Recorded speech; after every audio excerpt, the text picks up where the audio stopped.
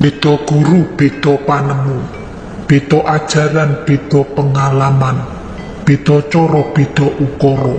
Nanging guru sejati kang jumeneng ing rasa sejati bakal ngerti mringsak kabeh tatanan.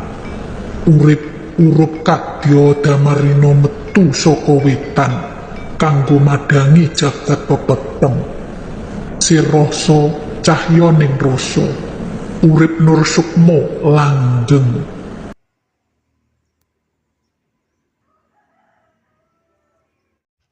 Sastra Jendra adalah sastra atau ilmu yang bersifat rahasia atau goib. Rahasia karena pada mulanya amung diwedarkan kepada orang-orang yang terpilih dan kalangan terbatas, di kalangan bangsawan Jawa yang diberikan secara lisan.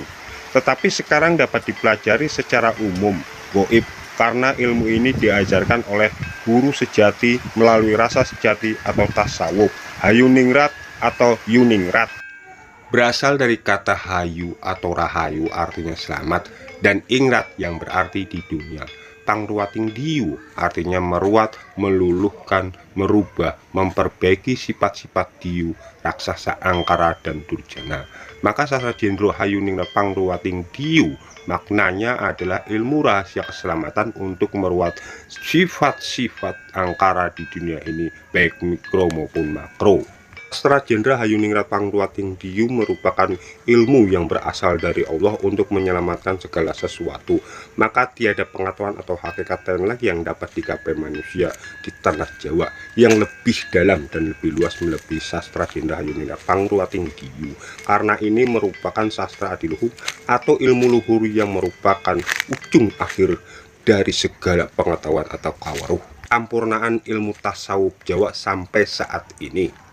Makna atau kawaruh yang terkandung dalam sandi sastra, kalau diurut dari atas ke bawah, dari ho sampai ngo, mengandung makna yang sangat dalam dan luas tentang rahasia gumelaring dumadi atau pabelaring titah, atau rahasia jati diri asal usul atau terjadinya manusia menurut persepsi orang Jawa, yaitu terciptanya manusia dari nur, cahaya Allah yang bersifat Tritunggal Maha Suci yang merasuk busana anasir-anasir sebagai wadah, yaitu badan jasmania halusan dan badan jasmania kasar.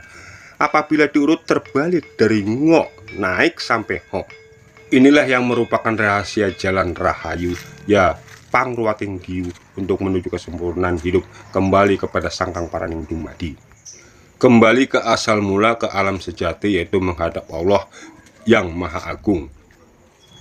Jadi dari ngo sampai ho juga merupakan urutan-urutan panembah, dimulai dari badan jasmani kasar atau alam syariat, di mana titik berat kesadaran kemudian harus dialihkan satu tahap demi tahap ke roh asal mula, ke alam sejati.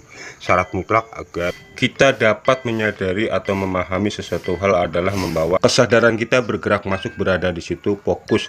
Titik berat kesadaran dapat berpindah. Dalam keseharian hidup, kesadaran kita banyak terfokus dalam badan kasar, alam anasir di luar alam sejati. Tahapan pertama yang harus dilalui yaitu ngo. Sedemikian rumit dan sulitnya, maka dapat dibayangkan tidak begitu mudah untuk memindahkan titik berat atau fokus kesadaran ke alam sejati. Namun itulah intinya perjalanan spiritual yang harus kita tempuh. Uraian secara garis besar, hono coroko, doto sawolo, podo joyono, mogo botongo. Kalau diuraikan adalah sebagai berikut.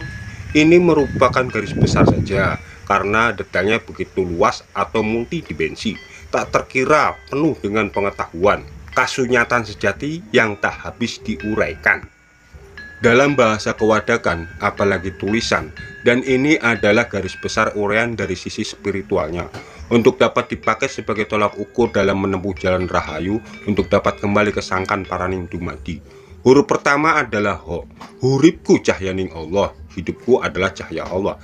Sebelum ada apa-apa, sebelum ada alam semesta beserta isinya ini tercipta, adalah sang hidup atau al-hayu, ya Allah, ya insun, yang ada di alam awang wong yang tiada awal dan akhir, yaitu alam atau keadaan Allah yang masih rahasia atau alam sejati. Itulah kerajaan Allah, ya insun, Sebelum alam semesta tercipta, Allah berkehendak menurunkan roh suci. Ya cahaya Allah, ya cahaya Allah, itulah hidupku, hidup kita yang maha suci. Alam sejati adalah alam yang tidak mengandung anasir-anasir atau unsur-unsur hawa seperti air dan bumi, atau tanah yang berada di dalam badan manusia. Di mana cahaya Allah bersemayam, alam sejati ini diselubungi atau menyelubungi dua alam beranasir, yaitu halus dan kasar. Dapat pula diartikan badan manusia berada di alam sejati.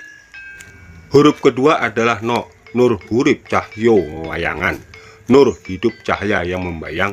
Hidup merupakan kandang nur yang memancarkan cahaya kehidupan yang membayang, yang merupakan rahasia Allah. Kehidupan yang maha mulia, Tritunggal, maha suci, berada di pusat hidup, yaitulah kerajaan Allah. Allah Sang Tritunggal adalah Allah Ta'ala atau Gusti Allah atau Pangeran atau Sukma Kawekas.